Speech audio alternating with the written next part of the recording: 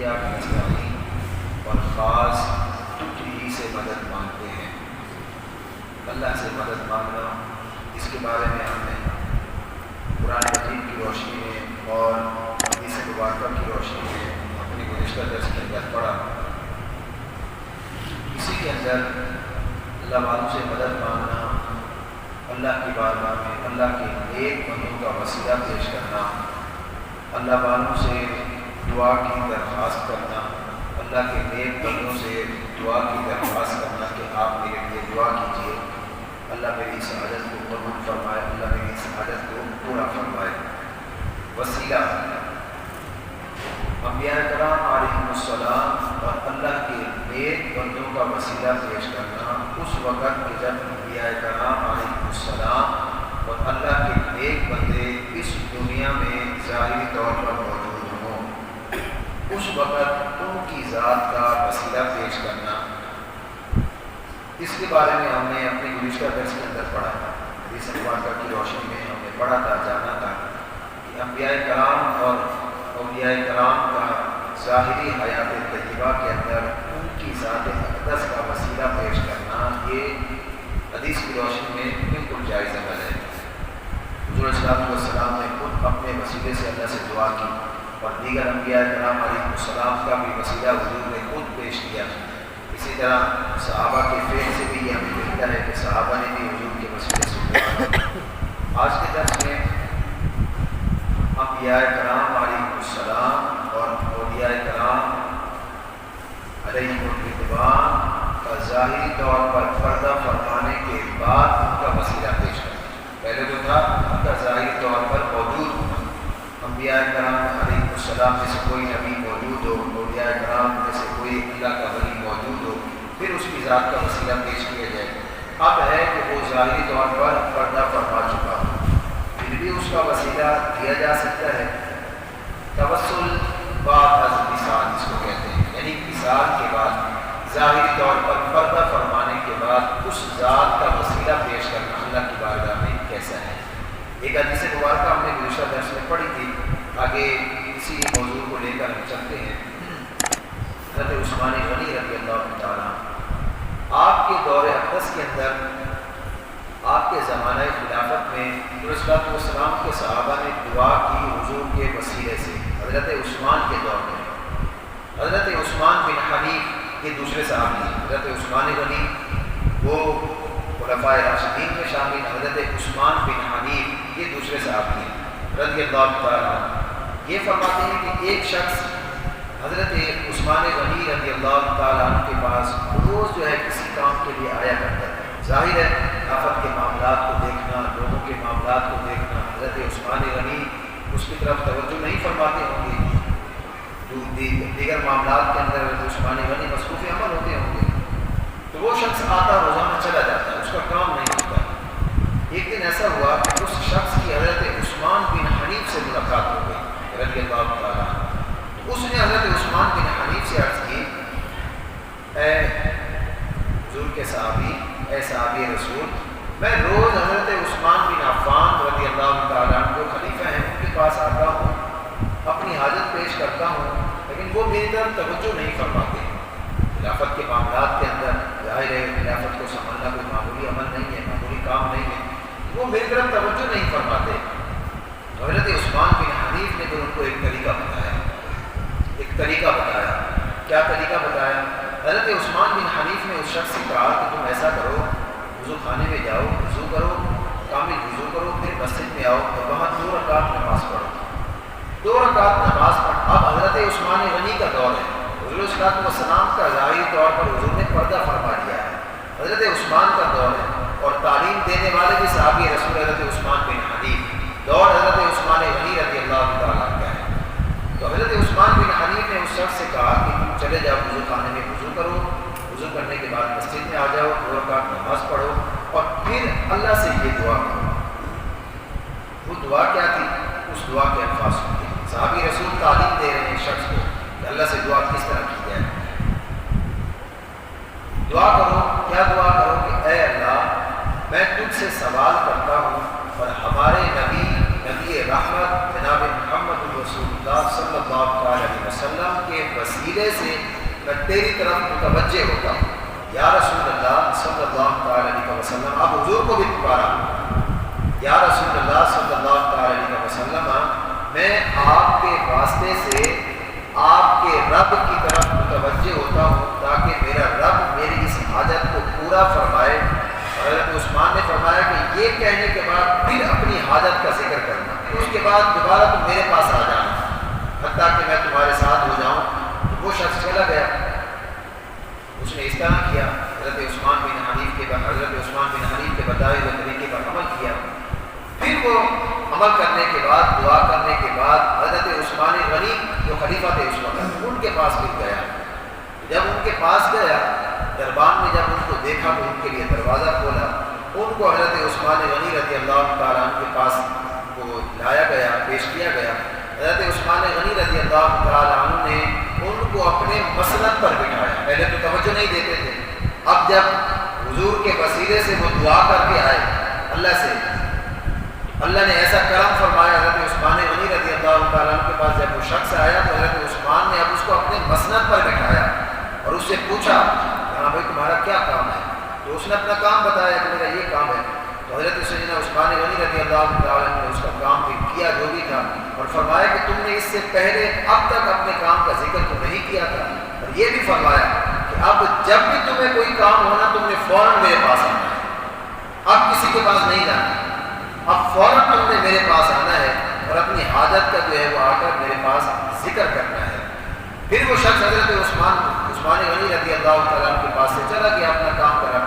اب اس کی ملاقات ہوئی حضرت عثمان بن حنیف سے، جنہوں نے ان کو تعلیم دی تھی کہ اس طرح تم نے اللہ سے دعا کرنی ہے، تمہارا کام ہو جائے گا۔ ان سے ملاقات ہوئی، جب ان سے ملاقات ہوئی تو اس نے پھر شخص نے کہا حضرت عثمان بن حنیف سے کہ اللہ آپ کو جزائے خیر دے۔ حضرت عثمان غنی جو اس وقت خلیفہ ہیں وہ میری طرف متوجہ نہیں ہوتے تھے، توجہ نہیں فرماتے تھے خلافت کے معاملات کی وجہ سے، تو آپ نے مجھے طریقہ بتایا، میں نے اسی طریقے پر عمل کیا۔ تو حضرت عثمان غنی نے میری طرف توجہ فرمائی، آپ کو اللہ جزائے خیر عطا فرمائے، کیا اچھا آپ نے کام کیا۔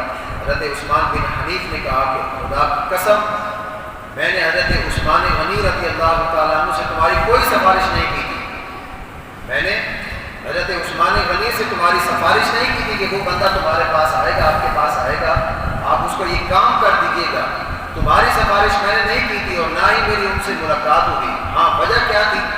وجہ یہ تھی، گزشتہ درس کے اندر ہم نے اپنے درس کے اندر ایک نابینا صحابی کی روایت پڑھی تھی کہ وہ نابینا صحابی حضور کے پاس آئے تھے، یا رسول اللہ دعا فرمائے اللہ مجھے آنکھیں دے دے، تو حضور نے ان کو فرمایا تھا کہ اس طرح اللہ سے دعا کرو، اس کی عادت پوری ہو گئی۔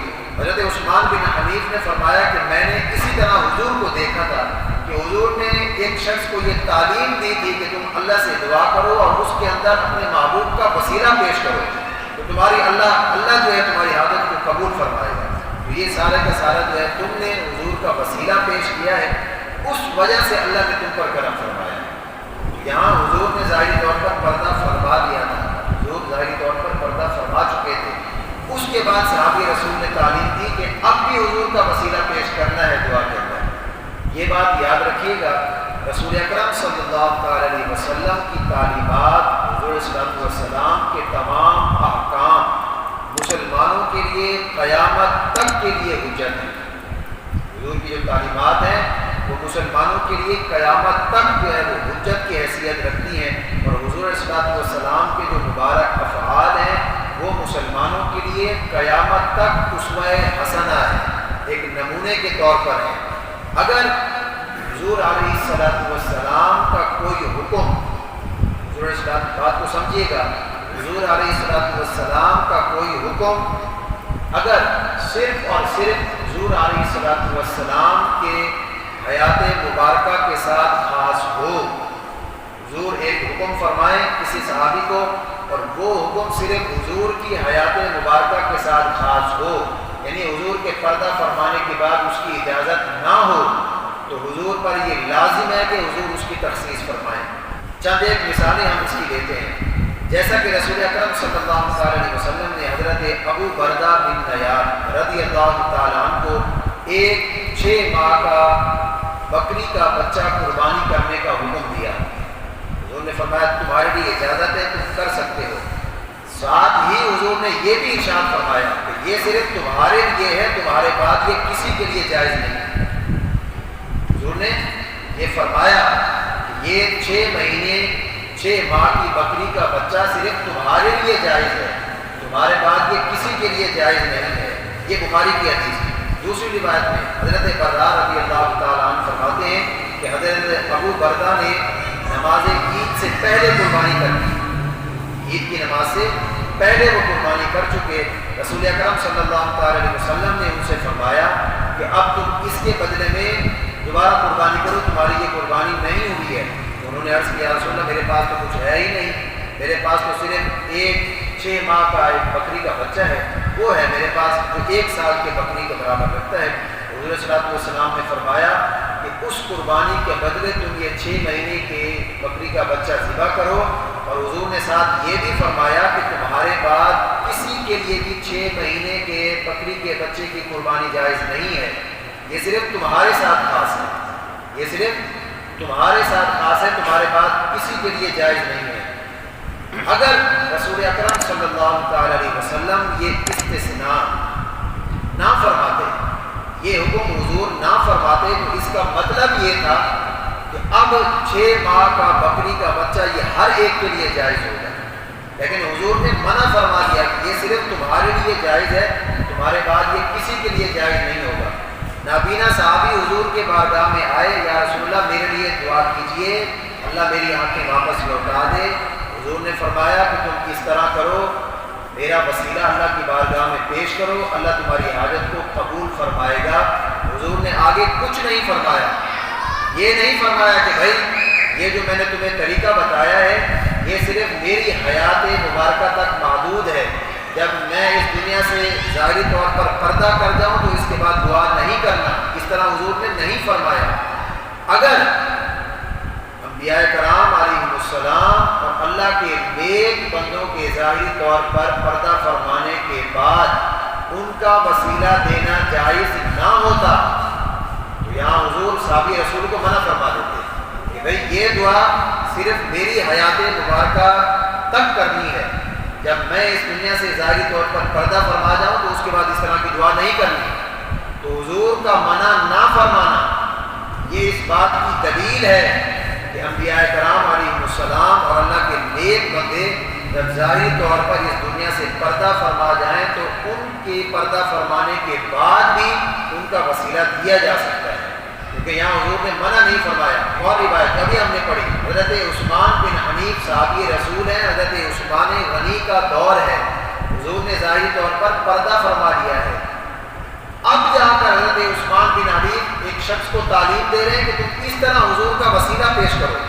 تو اس سے بھی پتہ چلا کہ وصال کے بعد بھی اللہ والوں کا وسیلہ دیا جا سکتا ہے، یہ حدیث سے ثابت ہے۔ وفات کے بعد کسی سے دعا کی درخواست کرنا اگر یہ شرک کا سبب ہوتا، جس کو لوگ آج یہی کہتے ہیں، اگر کسی کے وصال کے بعد اس کا وسیلہ پیش کرنا شرک ہوتا تو سب سے پہلے حضور اس صحابی کو منع فرماتے کہ بھئی میرے پردہ فرمانے کے بعد ظاہری طور پر یہ دعا نہیں کرنی ہے، جب تک میں موجود ہوں ظاہری طور پر اس وقت تک دعا کرنی ہے، جب میں ظاہری طور پر پردہ فرما جاؤں تو اس کے بعد دعا نہیں کرنی۔ تو حضور نے منع نہیں فرمایا، اس سے یہ پتہ چلا کہ یہ شرک نہیں ہے، یہ بالکل شریعت کے عین مطابق ہے۔ پتہ چلا وصال کے بعد بھی دعا کے اندر کسی اللہ کے نیک بندے کا وسیلہ دیا جا سکتا ہے، یہ شریعت کے اندر بالکل جائز ہے اور حدیث سے ثابت ہے۔ اسی لیے حضرت عثمان بن حنیف نے جو ہے ایک شخص کو یہ ترغیب دی۔ شیخ عبدالحق محدث دہلوی رحمۃ اللہ تعالیٰ علیہ یہ کیا فرماتے ہیں کہ کسی کے وصال کے بعد اس کا وسیلہ دیا جا سکتا ہے یا نہیں دیا جا سکتا؟ یہ کیا فرماتے ہیں؟ فرماتے ہیں کاش میری عقل ان لوگوں کے پاس ہوتی، کاش میری عقل ان لوگوں کے پاس ہوتی کہ جو لوگ اولیاء اللہ سے مدد مانگنا اور ان کی امداد کا انکار کرتے ہیں، یہ اس کا کیا مطلب سمجھتے ہیں؟ یہ انہی کے الفاظ ہیں، یہ اس کا کیا مطلب سمجھتے ہیں کہ مدد مانگنے کو بھی شرک کہتے ہیں، اور اگر اللہ کا ولی کوئی مدد کرے اس کا بھی انکار کرتے ہیں۔ یہ اس کا کیا مطلب سمجھتے ہیں؟ جو کچھ ہم سمجھتے ہیں نا وہ یہ ہے۔ اب یہ سنیوں کا عقیدہ، شیخ عبدالحق محدث دہلوی فرما رہے ہیں فرماتے ہیں ہم اس سے کیا سمجھتے ہیں اللہ والوں سے مدد مانگنا؟ ہم اس سے کیا سمجھتے ہیں؟ فرماتے ہیں ہم اس سے یہ سمجھتے ہیں کہ دعا کرنے والا، یعنی ہم اللہ کے اللہ والوں کے پاس جاتے ہیں، دعا کرنے والا اللہ کا محتاج ہے اور اللہ ہی سے دعا کرتا ہے۔ یہ شیخ عبدالحق قادری دہلوی کا عقیدہ ہے، سنیوں کا عقیدہ ہے۔ فرماتے ہیں دعا کرنے والا اللہ کا محتاج ہے اور اللہ ہی سے دعا کرتا ہے اور اللہ سے اپنی حاجت کو طلب کرتا ہے اور یہ عرض کرتا ہے اللہ سے، اے اللہ تو اپنے اس ولی کے صدقے جس پر تو نے رحمت نازل فرمائی ہے، جس پر تو نے اپنا خاص فضل نازل فرمایا ہے، اے اللہ اس مبارک ہستی کے وسیلے سے میری حاجت کو پورا فرما۔ یہ سنیوں کا عقیدہ، یا اللہ اس مبارک ہستی جس پر تو نے اپنا خاص فضل فرمایا ہے، یہ جو تیرا نیک بندہ ہے، اس کے صدقے میری حاجت کو پورا فرما۔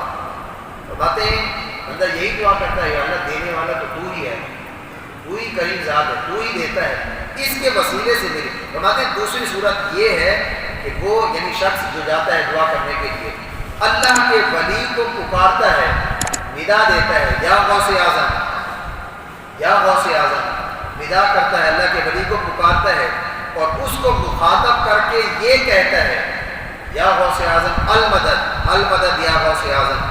اللہ کے ولی کو پکارتا ہے، اس کو پکارنے کے بعد پھر یہ بندہ یہ اس کو مخاطب کر کے یہ کہتا ہے، کیا کہتا ہے کہ اے غوث اعظم، اے اللہ کے نیک بندے، اے بندہ خدا اور اے اللہ کے ولی، اے غوث پاک، آپ اللہ کے ولی ہیں، آپ اللہ کی بارگاہ میں میری سفارش کیجیے، آپ اللہ کی بارگاہ میں میری شفاعت کیجیے، آپ اللہ کے نیک بندے ہیں، میں گنہگار ہوں، آپ اللہ کے قریب ہیں، تو آپ میری اللہ سے جو ہے وہ اللہ کی بارگاہ میں میری سفارش کیجیے، میری شفاعت کیجیے اور اللہ سے یہ دعا کریں کہ اللہ میری اس حاجت کو پورا فرمائے۔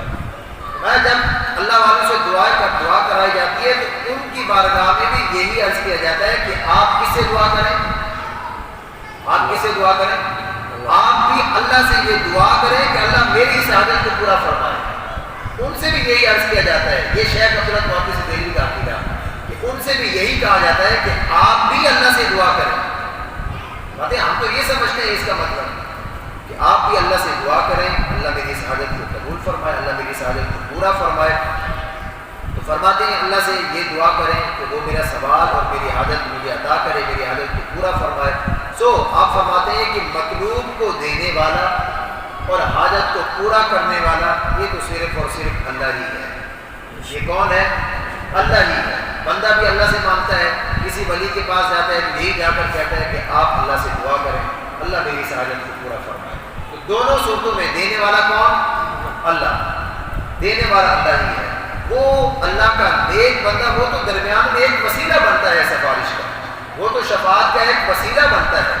بندہ خود مانگے اللہ سے مانگتا ہے، کسی اللہ کے نیک بندے کے پاس چلا جائے، یا تو یہ کہتا ہے یا اللہ اس کے صدقے مجھے عطا کر، میری حاجت کو پورا فرما۔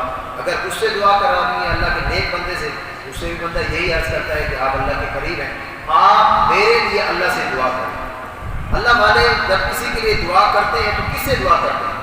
وہ بھی تو اللہ سے دعا کرتے ہیں نا۔ ان تمام باتوں سے شیخ عبدالحق قادری دہلوی کا بھی یہی عقیدہ کہ اللہ والوں سے مدد مانگنا یہ قرآن اور حدیث سے ثابت ہے، اس کے اندر کوئی شرک نہیں، کوئی بدعت نہیں، کوئی شرعی طور پر کباہت نہیں ہے۔ انبیاء کرام علیہ السلام، اولیاء کرام کے وصال کے بعد ظاہری طور پر پردہ فرمانے کے بعد بھی ان کا وسیلہ پیش کیا جا سکتا ہے، ان کی حیات طیبہ میں ان کا وسیلہ دیا جا سکتا ہے اور ان کے پردہ فرمانے کے بعد بھی ان کا وسیلہ دیا جا سکتا ہے۔ یہ حدیث سے ثابت ہے۔ اللہ رب العزت کی بارگاہ میں دعا گو ہیں کہ رب العالمین ہم تمام مسلمانوں کو قرآن مجید کو پڑھنے، قرآن کو سمجھنے، قرآن کی تعلیمات پر